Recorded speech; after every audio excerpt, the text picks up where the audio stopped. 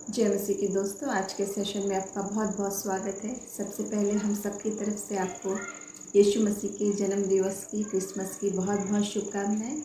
और आज अधिक समय नहीं लेते हुए हम सिर्फ 3 खास बातों पर बात करेंगे जो खुदा चाहता है कि आज हम उस बात की गहराई को समझें और जानें।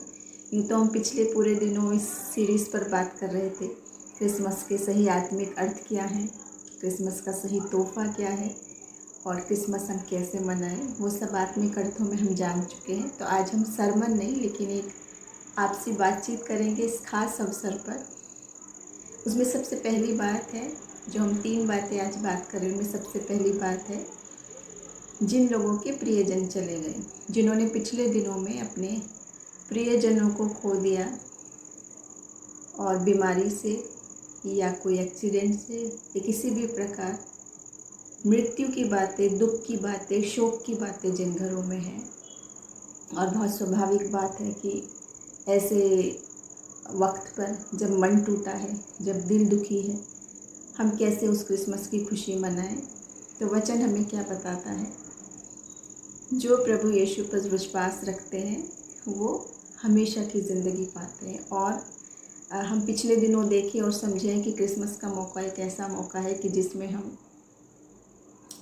देखते हैं कि शोक में भी आनंद की बात है, जो किसी और अन्य विश्वास में नहीं लेकिन मसीह विश्वास में ये बात भी पाई जाती है कि प्रभु चाहता है कि हम जीवन पाएं और बहुतायत का जीवन पाएं, यहाँ भी और वहाँ भी, यहाँ दुनिया में रहते हुए भी बहुतायत का जीवन और उसके बाद प्रभु के साथ संगति में अनंत जीवन। और ये सवाल बिल्कुल स्वाभाविक है कि हम कैसे क्रिसमस मनाएं। तो बाइबल में कहीं पर भी क्रिसमस मनाने के वो तरीके नहीं लिखे हैं जिन्हें हम मनाना सोच रहे हैं। डेकोरेशन करना, केक काटना, खाना पीना, दावत मनाना, वो हमारे इंसानी तरीके हैं और आनंद की बात है कि हम उसे करते हैं। लेकिन वो एक अनिवार्य बात नहीं है कि ये नहीं है तो क्रिसमस हो नहीं सकता। पीछे हम चर्चा कर चुके सब बातें जो बाइबल में नहीं हैं, Santa Claus, Christmas tree, decoration, cake, खाना पीना, हम सब चर्चा कर चुके हैं, वो नहीं है। लेकिन मैं एक गवाही बताना चाहूँगी आज आपको इसी संदर्भ में कि पीछे एक भाई जो प्रभु में सो गए और वो सेवकाई में थे, पूरे अच्छे विश्वासी थे, उनको पीछे कोरोना हो गया जिसमें उनकी मृत्यु हो गई। और उनसे जो मेरी आखिरी बात हुई, होती थी अक्सर बातें आत्मिक बातों पे, बाइबल के वचनों पे हम बातचीत करते थे, उनसे जो आखिरी बात हुई थी वो इस विषय पर बात हम कर रहे थे कि अब मैं जीवित ना रहा पर प्रभु यीशु मसीह मुझ में जीवित है। हम इस बात पे चर्चा कर रहे थे, जो मेरी उनसे आखिरी बात हुई। और इसके बाद मैसेज से बात हुई, उनके परिवारजनों से बात हुई, लेकिन उनसे बात नहीं हुई। और हम यकीन करते हैं और जानते हैं कि जिन्होंने ये वचन बोला और समझा और इस बारे में हमने पूरी चर्चा की, उनका विश्वास था ये पूरी तरीके से कि जो यीशु मसीह में है, अब यहाँ पर भी मैं जीवित नहीं रहा, प्रभु मुझ में जीवित है। जब हम बपतिस्मा लेते हैं, मसीह को ग्रहण करते हैं, तो ये बात कहते हैं। तो आज वो फिर भी मसीह में जीवित है और प्रभु चाहता है हम उसके जन्मदिन की खुशी नहीं, लेकिन हमारी आत्मा बचाई गई, हम जो मसीह में नया जन्म पाए आत्मिक रीति से, उसकी खुशी मनाएं। सबसे आश्चर्य की बात इस गवाही में ये है कि मुझे लगा अब उनकी बेटी है, उनके और परिवार के जन हैं, पत्नी है, अब उन कितने दुखी होंगे, उनका विश्वास टूट गया होगा। मैंने ऐसा समझा क्योंकि वो बच्ची ही है, युवावस्था में ही है, बहुत इतनी बड़ी नहीं है उम्र में। लेकिन मैं बताना चाहूँगी प्रभु की समझ, बुद्धि, शांति, आनंद, आशीष उसमें इतना था कि उसके पिता की मृत्यु के बाद उसने ही बताया, मैसेज करा और उसके बाद भी निरंतर वो विश्वास में वैसे ही निरंतर बिना कोई गैप किए निरंतर वचन बांटने में, निरंतर आशा की बात, विश्वास की बात करने में लगी रही, निरंतर लगी रही और अभी तक भी। क्योंकि आत्मिक अर्थों में वो यीशु मसीह के उस योजना को समझ चुके हैं कि यीशु मसीह जो दुनिया में आया, जो जन्म की खुशी है, वो क्या खुशी है, वो ग्रहण कर चुके। और वो यकीन करते हैं कि जो मसीह में सोते हैं वो सोते नहीं हैं, वो मरते नहीं बर हमेशा की ज़िंदगी पाते हैं। कितने आनंद की बात है। अब अगर आप सोच रहे होंगे ये बात, तो इस समय क्रिसमस की बात हो रही है, आप विषय से अलग हट के कोई और मैसेज क्यों दे रहे हो? इस समय तो जश्न की बातें कहो, गाने बजाने की, खुशी मनाने की, उत्सव की, आनंद की। और ये अलग विषय है। क्रूस की बात, बलिदान की बात, उद्धार की बात, बॉर्न अगेन होने की बात, आत्मा की बात, मृत्यु के बाद क्या, ये अलग विषय है। लेकिन विषय अलग नहीं है। अगर हम आत्मिक रीति से बाइबल का अर्थ जानते हैं तो हम जानते हैं कि यीशु मसीह का सिर्फ दुनिया में आना उस दिन हुआ था। ऐसा नहीं है कि वो वाकई में इंसान की तरह जन्म है, कि मतलब बिल्कुल शुरुआत ही वही है, क्योंकि वचन हमें बताता है आदि से परमेश्वर अल्फा और ओमेगा है, आदि और अंत है, शुरुआत और अंत वो ही है। तो वो बात अलग बात नहीं है, क्योंकि इस पूरी योजना का जो पूरी बात हुई है, उद्देश्य वही है। अगर आपके घर में भी मृत्यु की बात है, आपने प्रियजन को खो दिया, आपका मन नहीं उत्सव मनाने का, तो वचन नहीं कह रहा है उत्सव मनाने को। यीशु मसीह दुनिया में इसलिए नहीं आया कि उसका बर्थडे मनाया जाए, सेलिब्रेशन किया जाए। यीशु मसीह के आने की योजना बहुत बड़ी है, उद्धार की योजना है। और जब हम उसे ग्रहण कर लेते हैं तो हर शोक के बीच में भी वो शांति देता है, क्योंकि वचन कहता है वो ऐसी शांति दिए जाता है जो मनुष्य की समझ से परे है, शांति का राजकुमार। जब मरियम के पास स्वर्गदूत आया तो उसने वही सब बातें बताई कि नहीं। दूसरी बात पर आएंगे, गिफ्ट की बात पर। पहली बात हम समझ गए कि आपको वो उत्सव मनाना, नाचना गाना, पार्टी करना, सेंटा क्लॉज और गिफ्ट और वो सब ज़रूरी नहीं। जब आपने उसको ग्रहण कर लिया, मन में उसका जन्मदिन हो गया, मन में उसकी शांति आनंद हो गई, उसका आत्मा का अभिषेक हो गया, वही असली आनंद है जिससे प्रभु खुश होगा। जन्मदिन का आनंद उसको तभी होगा कि उसकी जो योजना उसने पूरी करी आपके और मेरे लिए, वो पूरी हो गई। दूसरी बात, जो इनाम की बात मैं कह रही हूँ, अधिक समय नहीं लेते हुए, आप भी चाह रहे होंगे, आपने भी कुछ लिया होगा अपने प्रियजनों के लिए, या लेना चाहेंगे, न केवल क्रिसमस पे, भले ही बर्थडे हो, भले ही कोई बच्चा पास होता है, या आप मिलने जाते हैं, किसी से प्रेम करते हैं, तो हम गिफ्ट लेते हैं, गिफ्ट देते हैं। गिफ्ट की जब बात आती है तो हम क्या क्या बातें देखते हैं? मेरा गिफ्ट सबसे यूनिक होना चाहिए, ऐसी बात जो किसी और ने किसी को ना दी हो, ढूंढने लगते हैं, सबसे अनोखा तोहफा मैं दूँ। दूसरी बात, उसकी कीमत कैसी हो, मेरे बजट में हो, चीज़ निराली तो हो, लेकिन ऐसा तो हो कि मैं अफोर्ड कर सकूं। और जोड़ते रहते हैं एक पाई अपने प्रियजन के लिए, उसकी पसंद की चीज़ लेने के लिए।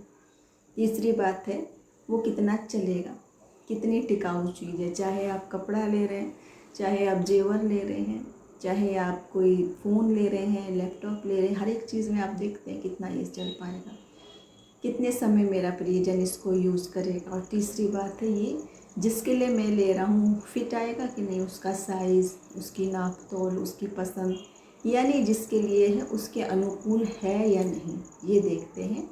और उसके बाद देखते हैं किस ऑप्शन से ख़रीदें, ऑनलाइन लूँ या दुकान में जाके लूँ या मॉल में लूँ या जगह जगह जाके पहले चेक करूँ कितना रेट है, कितना क्या है, तब मैं लूँ। ये सब हम सोचते हैं। लेकिन आज मैं उस तोहफे की बात कर रही हूँ कि ये सारी बातें, ये सारी क्वालिटीज़ जो उससे भी ऊपर है, ये सब चीज़ अगर एक ही में समा दिया जाए तो आप उसको क्या कहेंगे? पौलुस भी उसको क्या कहते हैं? दूसरा कुरिन्थियों उसका 9 अध्याय और 15 वचन में पौलुस क्या कहते हैं, मैं आपके सामने पढ़ना चाहूँगी। इसमें लिखा है, परमेश्वर को उसके उस दान के लिए जो वर्णन से बाहर है धन्यवाद हो। हिंदी में दान है, वैसे इसको गिफ्ट लिखा है इंग्लिश में। उस गिफ्ट के लिए जो वर्णन ही नहीं कर सकते, वर्णन से बाहर है, उसके लिए धन्यवाद हो। पौलुस लिख रहे हैं, आप और मैं सब जानते हैं पौलुस कितने बुद्धिमान, पढ़े लिखे, प्रभु की आत्मा से भरपूर, बुद्धिमानी में भी, आत्मिक रीति से भी, विश्वास में खड़े रहने तक भी, और आखिरी तक सब कुछ झेलने में, सुसमाचार सुनाने में क्या उनका रोल है, आप में सब जानते हैं। इतना बुद्धिमान व्यक्ति भी इस तोहफे को, इस गिफ्ट को कह रहा है कि वर्णन से बाहर है। क्यों है वर्णन से बाहर? जैसे अभी हमने पिछली बातों पर अभी चर्चा की, इन सारे पॉइंट्स को जो हमने अभी देखा था, वो सारी बातें जो हमने देखी, क्योंकि ये एक ऐसा तोहफ़ा है जो यीशु मसीह ने आपको और मुझे दिया है। जन्मदिन जिसका होता है तोहफ़ा उसको दिया जाता है, लेकिन यहाँ सब कुछ देने वाला, सर्वशक्तिमान हमारा दाता, सब कुछ मुहैया कराने वाला, सब कुछ देने वाला, जो चाहता है कि आप और मैं ज़िंदगी पाएँ, शांति पाएँ, आशीष पाएँ, उद्धार पाएँ, यानी वारिस बना देता है।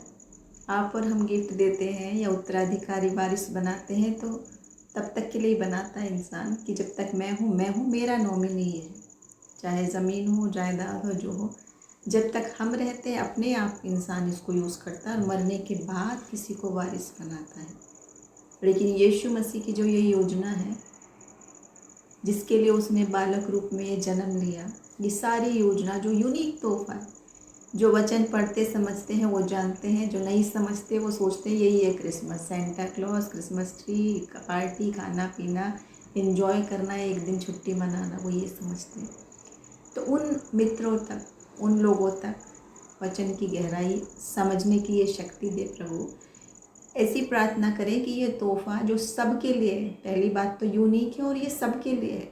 ऐसा नहीं है कि ये सिर्फ एक ही कौम, एक ही जाति के लिए है, क्योंकि वचन बार बार कहता है परमेश्वर ने जगत से ऐसा प्रेम किया, संपूर्ण जगत से, प्रत्येक से, एक एक व्यक्ति उसके लिए कीमती है, उसके लिए तोहफ़ा है, अनमोल तोहफ़ा है, जिसको पौलुस भी कह रहे हैं जो वर्णन से बाहर है, क्योंकि यूनिक है और उसकी कीमत इतनी बेशकीमती चीज़ है वो कि जिसको कोई तुलना नहीं की जा सकती। जो हम कहते हैं यीशु का खून, यीशु का रक्त इतना कीमती कि उसने अपनी जान ही सबसे प्रिय चीज़ देना चाहते हैं, वैसे ही परमेश्वर ने भी अपनी सबसे प्रिय चीज़, अपना इकलौता पुत्र दिया है आपके और मेरे लिए, ताकि जो उस पर विश्वास करे वो नाश ना हो पर हमेशा की ज़िंदगी, हमेशा की। बेशकीमती इसलिए है कि ये सारी चीज़ें जो हैं उसका कोई मोल ही नहीं लगा सकता है। तीसरी बात है कब तक चलेगी, जो हम कह रहे थे ड्यूरेबिलिटी की बात की, कब तक चलेगी। आप और हम जानते हैं कितनी भी अच्छी चीज़ हो, कपड़े हों थोड़े दिनों में छोटे हो जाते हैं, पुराने हो जाते हैं, फट जाते हैं, कोई और हो, टॉयज़ हो, फ़ोन हो, लैपटॉप, एक समय तक आते आते वो नया नहीं रह जाता। या कोई मनपसंद खाना हो, आप जानते हैं कि एक रोटी की कीमत अदा करनी पड़ती है और वो आप अदा करते हो और खाते हो और स्वाद लेते हो, एंजॉय करते हो और वो थोड़ी ही देर में हजम हो जाता है, फिर आप भूखे हो जाते हैं, सब जानते हैं। लेकिन वचन क्या कहता है, यीशु मसीह क्या कहता है, जीवन की रोटी मैं हूँ, जीवन का जल मैं हूँ, ज़िंदगी की रोटी, ज़िंदगी का जल, जो मुझ में से पिएगा वो फिर कभी प्यासा ना होगा, कभी भी नहीं, हमेशा हमेशा के लिए। ऐसा भोजन जो कभी समाप्त नहीं होगा, ऐसी स्वर्ग की रोटी, ऐसा स्वर्ग का पानी, ज़िंदगी का, ज़िंदगी देने वाला, जो चख लेते हैं। जैसे अभी मैंने आपको गवाही दी, बताई आपको कि शोक में भी, मृत्यु की वादियों में भी प्रभु शांति देता है, और ऐसी शांति देता है जो मनुष्य की समझ से परे है। एक आम आदमी सोच सकता है ना, इनका प्रियजन मर गया, उसको ये हो गया और इनको उत्सव मनाने की पड़ी है, जबकि हम जानते हैं वो उत्सव दुनियादारी के हिसाब से नहीं है, वो प्रभु की आत्मा में आनंदित होने का बात है। जिन्होंने चख लिया और जान लिया और जानते हैं कि हमारा प्रियजन कहाँ है, वो अनंत जीवन की योजना जिन्होंने चख ली। और अगली बात जो हम पूछे थे, जो फिट बैठे सबको, सबको सूट करता है, ये वो तोहफ़ा है। चाहे कोई भी उम्र हो, चाहे कोई भी बैकग्राउंड हो, चाहे कोई भी क्वालिफ़िकेशन हो, आप देखने में कैसे हैं, आप बोलने में कैसे हैं, या आप कितने शक्तिशाली हैं या निर्बल हैं, या धनी हैं या निर्धन हैं, कुछ भी क्यों ना हो, ये अनमोल तोहफ़ा प्रभु का आप में से हर एक के लिए है और बहुतायत से है, क्योंकि दिल में वो जगह है जो ये तोहफ़ा फिट बैठ, बिल्कुल सूटेबल। वचन कहता है, प्रभु यीशु मसीह क्या कहता है, मैं तेरे दिल के दरवाजे पर खड़ा खटखटाता हूँ, जो मेरा वचन सुन के खोलेगा, आज मैं उसके साथ संगति करूँगा और वो मेरे साथ। क्योंकि हमारे मन में हमारे प्रभु की आत्मा का जो निवास है वो बिल्कुल परफेक्ट है, सूटेबल है प्रत्येक के लिए। कितना अद्भुत तोहफ़ा परमेश्वर जो आपको और मुझे देना चाहता है और बहुतायत से देना चाहता है। जब आपको और मुझे तोहफ़ा मिलता है, सब जानते हैं, तो पहले कवर में होता है, गिफ्ट में लगा होता है, सजावट लगी रहती है, उस पर पैकिंग होती है, उसको हम खोलते हैं, देखते हैं, तब जानते हैं कि क्या है। बहुत से लोग देखते हैं, जानते हैं और रख देते हैं, यूज़ नहीं करते। तो देने वाले को क्या होता है, तकलीफ़ होती है। आप और मैं अपने प्रियजन को कुछ भी दें और वो या तो बिना देखे रख दे, या देख ले पर वो यूज़ ना करे, रखे रहे कि मैं कभी करूँगा। तो आप सोचोगे ना, मैंने कितना अनमोल तोहफ़ा इसको ला के दिया है और ये यूज़ ही नहीं कर रहा। लेकिन ये प्रभु का जो तोहफ़ा है, यीशु मसीह के जन्म का, स्वयं यीशु मसीह ही वो तोहफ़ा है, स्वयं वही वो क्रिसमस है, स्वयं वही वो आनंद है। उसके साथ जुड़ी हुई सब झूठी परंपराओं को हम मनाने की कोशिश करते हैं, जिसका वास्तविक उद्देश्य से कोई लेना देना नहीं है। कोई भी लेना देना नहीं है, ना क्रिसमस ट्री से, ना सेंटा क्लॉज से, ना पार्टी से, ना केक से, ना किसी चीज़ से। ये क्या आपको नजात देने वाले तोहफे हैं? लेकिन वो बहुमूल्य तोहफ़ा अगर आपने सिर्फ सुना है, समझा है, पूरा खोला नहीं है, पूरा यूज़ नहीं किया है, तो प्रभु चाहता है पूरा पूरा यूज़ करो उसको। केवल उतना ही नहीं, वचन सुन लिया, समझ लिया, जान लिया, प्रभु में आ गए और एक रूटीन की तरह हम सारे ट्रेडिशंस करने लगे, लेकिन आत्मा के वरदानों से हम नहीं भरे हैं।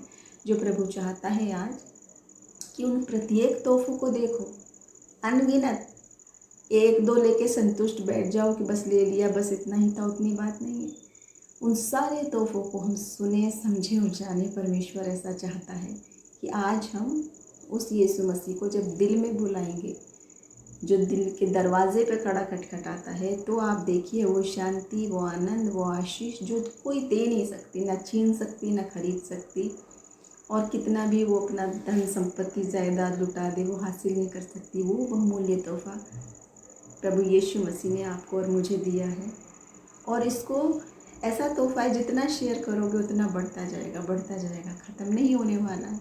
जितना बांटोगे उतना बढ़ेगा। ये ऐसा तोहफा है। तो क्रिसमस क्या है? देने का, वचन सुनाने का, सत्य बात समझाने का। जो मसीह कहता है, लेने का नहीं, देने का है।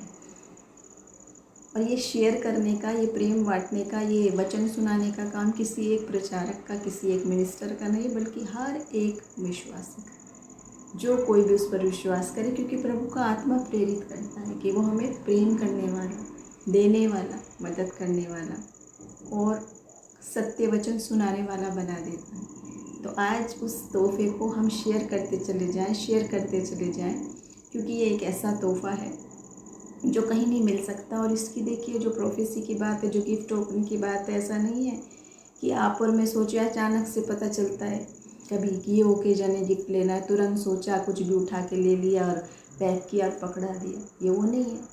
वचन जब देखते हैं तो पूरे हम ओल्ड टेस्टामेंट देखते हैं कि सदियों पहले से सारी बातें जो जो लिखी कही थी, वो सब सोची समझी, बिल्कुल वैसी ही वैसी सारी भविष्यवाणियों के अनुसार एक एक बात एग्जैक्टली उसी तरीके से, उसी समय पे, सारी प्रभु की योजना के अनुसार हुई।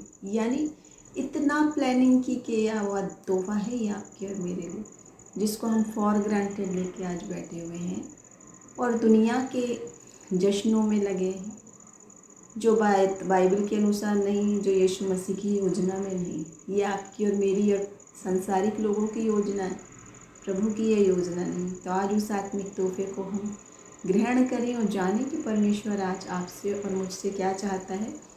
और हर कोई जिसने आज ये तोहफा नहीं ग्रहण किया, वो भी उसको आज अपनाए और जाने। और एक ख़ास बात मैं इस तोहफे के बारे में बताना चाहूँगी। जब ये बात गदड़ियों को पता चली, शेपर्ड्स को, तो क्या हुआ? जब जैसे ही उसने बताया, स्वर्गदूत ने, ऐसे ऐसे तुम्हारे लिए बालक पैदा हुआ है, तो क्या करा गदड़ियों ने? तुरंत उठ के चल दिए, भेंट करने के लिए, मिलने के लिए चल दिए यीशु मसीह से। उनके पास जो जो भी उपलब्ध था, भेड़ बकरियों के बच्चे, जो भी सर्वोत्तम चीज़ थी वही लेके वो चल दिए, प्रभु से मुलाकात करने के लिए चल दिए। उसने आपकी और मेरी तरह ये नहीं कहा पहले एक जना जाए, चेक करके आए, सच बोल रहा है, झूठ बोल रहा है, या मैं कैसे मानूं, या मैं तो ऐसी बातों पे यकीन नहीं करता, आत्मिक बातों पे, ये कोई वहम होगा। ये सारी बातें करी जो आप और हम सोचने में लगे हैं और सोचते हैं कि जो हम सोचने लगे कि ऐसे कैसे, क्या करूँ मैं सुनने के बाद, तो वही काम है। शेफर्ड जो गरुड़िए थे वो बहुत हाई फाई पढ़े लिखे बहुत ऊंची पोजीशन वाले लोग नहीं थे, लेकिन विश्वास देखिए, प्रेम देखिए। जैसे ही उन्हें ये सुसमाचार मिला, वो उद्धारकर्ता से मुलाकात करने के लिए चले, जो भी उनके पास था। जो जो लोग राजा थे, जो मजूसी थे, जो तारा देख कर आ रहे थे, एक निशान देख के फॉलो करते करते आ रहे थे, खोज रहे थे, उसको खोज रहे थे, इसलिए तारा उनका मार्गदर्शन कर रहा था, इसीलिए उन्होंने उसको पाया। वचन भी कहता है ढूंढो तो पाओगे। तो ऐसे ही सरल हृदय बन के जाए। और पहली बात जो गरुड़ियों ने कही, क्या कही? आओ ये आनंद का सुसमाचार जो हमें मिला है हम भी सबको पहुंचाएं और भेंट करने चले। जो आनंद का सुसमाचार मिला उसको अपने तक नहीं रखा, उसको फैलाया सब में। ये है क्रिसमस। जिस आनंद की, सत्य आनंद की खुशी, जो उस योजना को आपने समझ लिया तो दूसरों तक भी समझाएं और पहुंचाएं। ये किसी इंसानी व्यक्ति का बर्थडे नहीं है, एक दिन जश्न मनाया, खाया पिया और ख़त्म हो गया और भूल गए और लग गए रोज़ के कामों में। ये उद्धारकर्ता का जन्म है। और तीसरी बात, यीशु मसीह के जो जन्म की कथा है कि उसको चरनी में रखा गया। सोचते हैं राजा आया होगा तो बहुत आलीशान महल में आएगा, राजाओं का राजा, प्रभुओं का प्रभु, तलवार लेके, घोड़े पे, पीछे रथ होगा, बहुत सारी फौज होगी, आगे पीछे नौकर चाकर सेवक होंगे, ऐसा सोचा होगा। लेकिन ऐसा नहीं, बड़ी ही दीनता के साथ यीशु मसीह का जन्म हुआ। और आज जो हम देखते हैं चरनी में जन्म, गौशाला में जन्म, इसकी जो हम बात करते हैं, गौशाला में जन्म की हम जो बात करते हैं, चरनी की बात करते हैं, वो कैसी थी चरनी? मैं आपको एक बताना चाहूँगी। थोड़ा प्रिंट आउट एक मेरे पास है, पता नहीं आप कितना उसको देख पाएंगे, कितना इसमें स्पष्ट दिखेगा, लेकिन इस प्रकार की चरनी होती थी उन दिनों में, पत्थर से बनी हुई।